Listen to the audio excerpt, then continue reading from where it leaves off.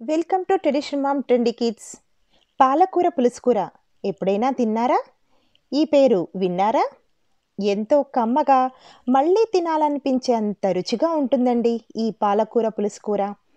ముఖ్యంగా టూర్ వెళ్ళే వాళ్ళకి కానీ, ఒకసారి కర్రీ చేసుకుంటే 2-3 డేస్ నిల్వ ఉండాలనుకునే వాళ్ళకి ఇది బెస్ట్ ఆప్షన్. ఒకసారి తయారీ విధానం చూద్దామా?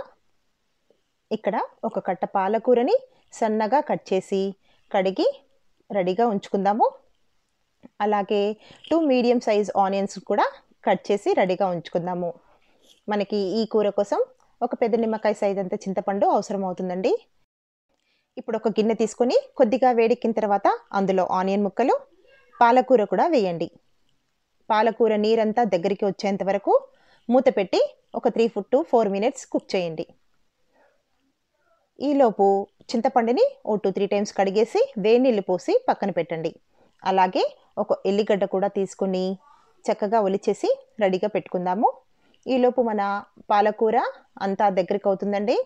నీరంతా గుంజుకొని దగ్గరికి వచ్చేస్తుంది. ఇప్పుడు ఇందులో మనము చింతపండు రసాన్ని యాడ్ చేద్దాము. చింతపండు రసం కొంచెం చిక్కగా ఉండాలండి, మరీ లిక్విడ్గా ఉండొద్దు. చింతపండు రసం కలిపిన తర్వాత అడుగంటకుండా మధ్య మధ్యలో కలుపుతూ ఒక 5 మినిట్స్ చింతపండు రసం అంతా బాగా కుక్ అయ్యేంత వరకు 5 మినిట్స్ వరకు కుక్ చేయండి. ఇప్పుడు ఇందులో ఒక టేబుల్ స్పూన్ కారము, పులుసుకూర కాబట్టి కొంచెం కారం ఎక్కువగానే పడుతుంది. స్పైసీగా తినాలనుకునే వాళ్ళు ఒక 1/2 స్పూన్ ఎక్స్ట్రా కూడా వేసుకోవచ్చు. ఇక్కడ కారానికి సరిపోను తగినంత ఉప్పును కూడా యాడ్ చేయండి. ఇప్పుడు ఒక టేబుల్ స్పూన్ ధనియాల పొడిని యాడ్ చేసుకుందాము. మంచి న్యూట్రిషన్స్ ఉన్న ఈ మన పాలకూరని రెగ్యులర్గా తీసుకునే విధంగానే కాకుండా ఇలా డిఫరెంట్గా కూడా ట్రై చేయొచ్చండి. ఇప్పుడు అంతా ఒకసారి కలిపేసిన తర్వాత మూత పెట్టి ఒక 3-4 మినిట్స్ కుక్ చేయండి.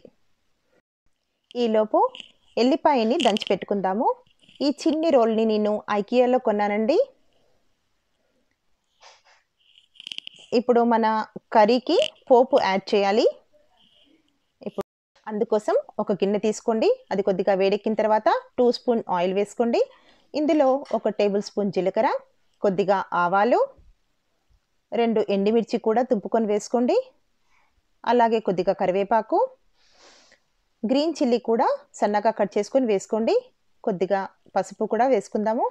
ఇందాక దంచి పెట్టుకున్న మన ఎల్లిపాయ ముద్దను కూడా వేసుకుందామండి. ఈ ఎల్లిపాయ తోటి మంచి ఫ్లేవర్ వస్తుందండి, కర్రీ మొత్తం చాలా బాగుంటుంది. కొద్దిగా ఇంగువ కూడా వేస్తున్నానండి, ఇది మంచి ఫ్లేవర్ వస్తుంది. 1 నిమిషం పాటు మన పోపుని కుక్ చేసుకొని కూరకి యాడ్ చేసామంటే మన పాలకూర పులుసుకూర రెడీ అయిపోయినట్టేనండి. చూస్తేనే నోరూరుతుంది కదా, అంతే రుచిగా ఉంటుంది. దీన్ని చల్లమిరపకాయలతో తీసుకున్నామంటే చాలా చాలా బాగుంటుంది. ఈ చల్లమిరపకాయలు పప్పుకు కానీ పులుసుకూరలకు కానీ చాలా బాగుంటాయండి. సో ఈ వీడియో మీకు నచ్చిందా? అయితే సబ్స్క్రైబ్ చేయండి, షేర్ చేయండి, లైక్ చేయండి. Thanks for watching.